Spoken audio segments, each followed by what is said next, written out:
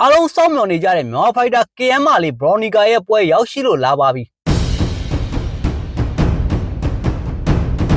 မင်္ဂလာပါခင်ဗျလာမယ့်နိုဝင်ဘာ9ရက်နေ့ကစ်ပေါင်စင်ခေါင်းဆောင်မှာရှင်ပြိုင်ထိုးသက်မြေ Bronica နဲ့အနစ်စာမတ်ဆန်တို့ရဲ့ပွဲစဉ်အကြောင်းကိုသုံးသပ်ပြောဆိုသွားမှာပဲဖြစ်ပါတယ်ပထမဆုံးအနေနဲ့ Bronica ရဲ့ပြိုင်ဘက်အနစ်စာမတ်ဆန်အကြောင်းကိုပြောချင်ပါတယ်အသက်39နှစ်အရွယ်ရှိပြီဖြစ်တဲ့ပြင်သစ်ဖိုက်တာအနစ်စာမတ်ဆန်ဟာကမ္ဘာနံပါတ်1ဖြစ်တဲ့ Glory ကစ်ပေါင်စင်ရဲ့ချန်ပီယံခွဲရဘူးတဲ့ချန်ပီယံဟောင်းတစ်ယောက်ဖြစ်ပြီးနောက်ဆုံးပြိုင်ပွဲမှာလည်းဂျပန်ဖိုက်တာမာလီကာနာကိုအနိုင်ယူထားတဲ့ဖိုက်တာတဦးဖြစ်ပါတယ်တွေ့ကြုံများပြီးစွမ်းဆောင်ရင်ကောင်းနေပိုင်ဆိုင်ထားတဲ့ဖိုက်တာတဦးဖြစ်ပါတယ်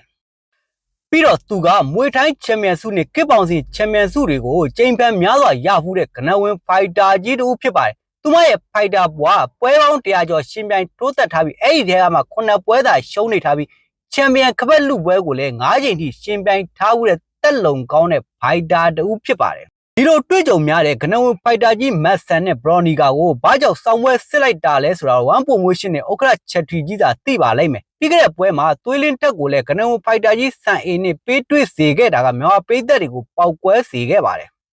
ယခု Bronica ကိုထိုအတိုင်းပဲကနဝင်ဖိုက်တာမတ်ဆန်နဲ့ပွဲတည်ပြီးတာကမြန်မာဖိုက်တာတွေကိုခွင့်ရေးပေးချင်နေတာလားဒါမှမဟုတ်ဘူးဒီနုနုကိုအမွေသက်ချနေတာလားဆိုတာကတော့ One Promotion ဘက်ကသူတွေဒါသိပါလိမ့်မယ်Bronica မြန်မာဖိုက်တာမာလေး Bronica ကတော့1စင်မင်းထက်မှာ2ပွဲကစားထားပြီးတပွဲနိုင်တပွဲရှုံးရလက်ကိုပိုင်ဆိုင်ထားတဲ့ဖိုက်တာတဦးဖြစ်ပါတယ်မတ်ဆန်နဲ့ရှင်ကြည့်လင်1တွေ့ကြုံအတော်နဲတဲ့ဖိုက်တာတဦးဖြစ်ပါတယ်